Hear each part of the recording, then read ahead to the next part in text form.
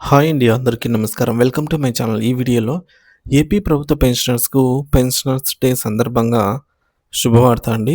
ఈ నెల 17న అయితే విడుదల. సో, దీనికి సంబంధించిన పూర్తి వివరాలు వీడియోలో తెలుసుకుందాము. వీడియో అయితే ఎక్కడ గాని స్కిప్ చేయకుండా ఎండ్ వరకు చూసేయండి. అప్పుడే ఇన్ఫర్మేషన్ పూర్తిగా అర్థమవుతుంది. అలాగే వీడియో చూస్తున్న ప్రతి ఒక్కరు వీడియోకి లైక్ చేయండి ఫ్రెండ్స్. ఈ వీడియోని తోటి పెన్షనర్ మిత్రులతో అయితే షేర్ చేయండి.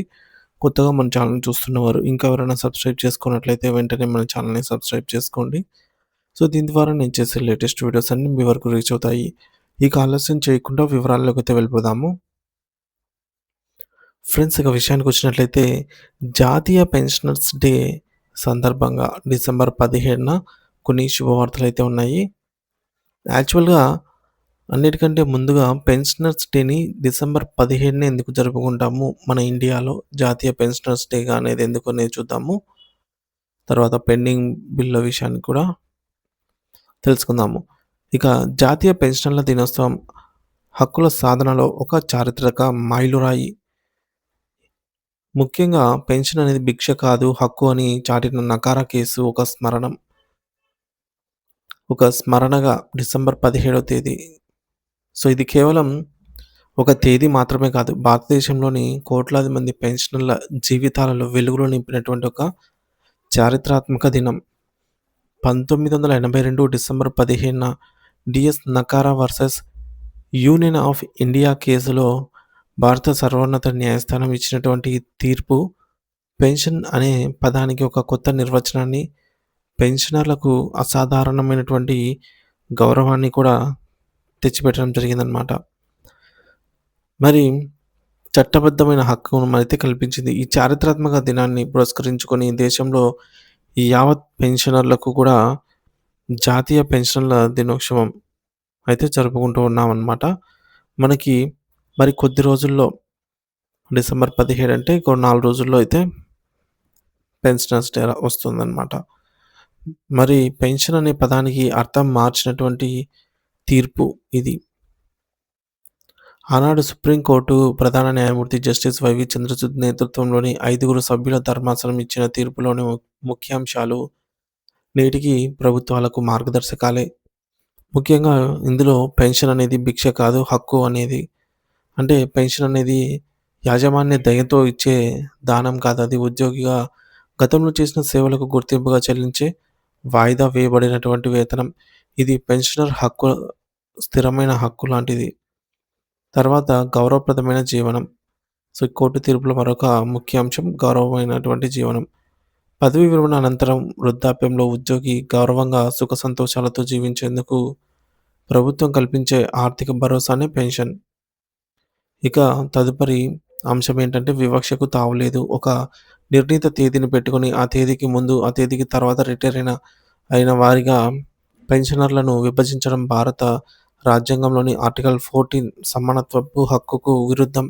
పెన్షనర్స్ అందరినీ ఒకే తరగతిగా పరిగణించి ఒకే ఫార్ములాతో ప్రయోజనాలు వర్తింపజేయాలి. గ్రాట్యుటీ బహుమతి. ఉద్యోగి తన జీవితంలో 30-35 సంవత్సరాలు సేవ చేసినందుకు గాను యాజమాన్యం ఇచ్చే బహుమతే గ్రాట్యుటీ.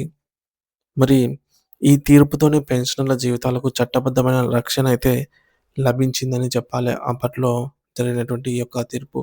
ఈ తీర్పు గుర్తుగా 1983 నుండి ప్రతి ఏటా కూడా డిసెంబర్ 15న జాతీయ పెన్షనర్ల దినోత్సవం అయితే జరుపుకుంటూ ఉన్నాము. హక్కుల పోరాట యోధుడు శ్రీ డిఎస్ నకారా గారు ఈ చారిత్రాత్మక మార్పుకు కారణమైన ధరం స్వరూప్ నకారా గారిని స్మరించుకోవడం మనందరి బాధ్యత. 1937లో సివిల్ సర్వీసెస్‌లో చేరి రక్షణ, ఆర్థిక శాఖలలో అత్యున్నత స్థాయిలో పదవులు అలంకరించినటువంటి డిఎస్ ధరం స్వరూప్ నకారా గారు 1972లో పదవీ విరమణ చేశారు. మరి ఆనాడు ప్రభుత్వాలు పెన్షన్ చెల్లింపులలో చూపిస్తున్నటువంటి వివక్షను, అరాకొర పెన్షన్‌తో పెన్షనర్లు పడుతున్న ఇబ్బందులను చూసి చలించిపోయారు. 1979 నాటి ప్రభుత్వ ఉత్తర్వులు పెన్షన్ ప్రయోజనాలను ఒక తేదీతో ముడిపెట్టడాన్ని ఆయన తీవ్రంగా వ్యతిరేకించారు. కొందరు పెన్షనర్లతో కలిసి సుప్రీంకోర్టు తలుపు తట్టి మరి లక్షలాది మంది జీవితాల్లో ఆశాజ్యోతిగా అయితే నిలిచారు.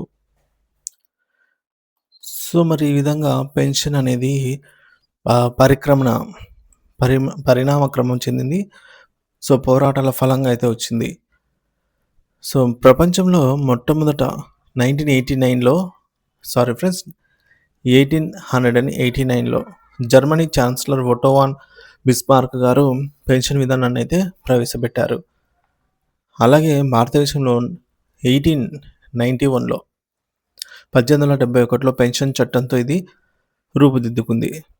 మరి పోరాటాల ఫలితంగానే 1980లో ఏపీ రివైజ్డ్ పెన్షన్ రూల్స్, 1981లో కుటుంబ పెన్షన్, ఫ్యామిలీ పెన్షన్ హక్కుగా అయితే సాధించుకున్నాము. అనంతర కాలంలో పెన్షన్, గ్రాట్యుటీ, కమ్యూటేషన్ ఇవన్నీ కూడా ట్రిపుల్ బెనిఫిట్ స్కీమ్‌ని కూడా సాధించుకోగలిగాం అనమాట. అంటే ఒక్కొక్కటిగా సాధించుకున్నవి ఇవన్నీ కూడా. ప్రస్తుత సవాళ్ళు సిపిఎస్ నుంచి బకాయిల వరకు. నకారా గారు సాధించినటువంటి ఓల్డ్ పెన్షన్ స్కీమ్ ఓపీఎస్ స్థానంలో 2004లో కేంద్ర ప్రభుత్వం కాంట్రిబ్యూటరీ పెన్షన్ స్కీమ్ సిపిఎస్ను ప్రవేశపెట్టింది. ఇది ఉద్యోగుల భద్రతకు కాకుండా మార్కెట్ ఒడిదుడుకులకు వారి జీవితాలను ముడిపెట్టే ప్రమాదకరమైనటువంటి విధానమని ఉద్యోగ సంఘాలు పోరాడుతూ ఉన్నాయి. మరి దేశవ్యాప్తంగా, రాష్ట్ర వ్యాప్తంగా సిపిఎస్ రద్దు చేసి ఓపీఎస్ను పునరుద్ధరించాలి అన్న డిమాండ్ బలంగా వినిపిస్తోంది. ప్రభుత్వానికి పెన్షనర్ల విజ్ఞప్తి. గత 5 నెలలుగా పెన్షన్ను మొదటి వారంలోనే టెన్షన్ లేకుండా అందిస్తున్న ప్రస్తుత ప్రభుత్వానికి ధన్యవాదాలు తెలియజేస్తూ 5 ఏళ్లుగా పేరుకుపోయినటువంటి కొన్ని సమస్యలను తక్షణమే పరిష్కరించాలని పెన్షనర్స్ కోరుతున్నారు. అందులో ముఖ్యంగా బకాయిల చెల్లింపులు, పెండింగ్లో ఉన్న అన్ని డిఏ విడతలు, అంటే 11 పీఆర్సీ అరియర్స్, 2018 నుంచి రావాల్సిన డిఏ అరియర్స్ వెంటనే చెల్లించాలి. అలాగే 12వ పే కమిషన్ తక్షణమే ఏర్పాటు చేసి సో ఐఆర్ ప్రకటించాలి 30% తగ్గకుండా. అలాగే అడిషనల్ క్వాంటమ్ ఆఫ్ పెన్షన్ పునరుద్ధరణ, 10వ పీఆర్సీలో మంజూరైన స్లాబ్ల ప్రకారం అడిషనల్ క్వాంటమ్ ఆఫ్ పెన్షన్ను పునరుద్ధరించాలి. Commutation recovery. సో ఈ యొక్క కమ్యూటేషన్ రికవరీ కాలాన్ని 135 నెలలకు అనగా 11 సంవత్సరాలు 3 నెలలకు పరిమితం చేస్తూ శాశ్వత జీవోనైతే జారీ చేయాలి. దేశ నిర్మాణంలో తమ జీవితాలను ధారపోసిన వయోవృద్ధులైన పెన్షన్ల సంక్షేమం ప్రభుత్వాల బాధ్యత. వారిని భారంగా కాకుండా గౌరవంగా చూడాలి. పెన్షన్ లేని వారికి పెన్షన్ కల్పించడం, పెన్షన్ ఉన్నవారికి పెన్షన్ను పరిరక్షించడం మనందరి ముందున్నటువంటి బహుత్తర కర్తవ్యం అనేది చెప్పవచ్చు. మరి ఈ విధంగా మనం ఇదివరకు చెప్పుకున్నట్టుగా పెన్షన్‌కు సంబంధించి ఈ యొక్క పెన్షనర్స్ డే సందర్భంగా కమ్యూటేషన్ రికవరీ కాలం తగ్గింపు లేదంటే అడిషనల్ క్వాంటమ్ ఆఫ్ పెన్షన్‌ను ఏదైతే 70 ఏళ్ళు దాటిన వారికి 10%, 75 ఏళ్ళు దాటిన వారికి 15% తిరిగి పునరుద్ధరించడము, 12వ పే కమిషన్ నియమించడము, అలాగే బకాయిల చెల్లింపుల గురించి అప్డేట్ అయితే రానుందన్నమాట పెన్షనర్స్ డే సందర్భంగా.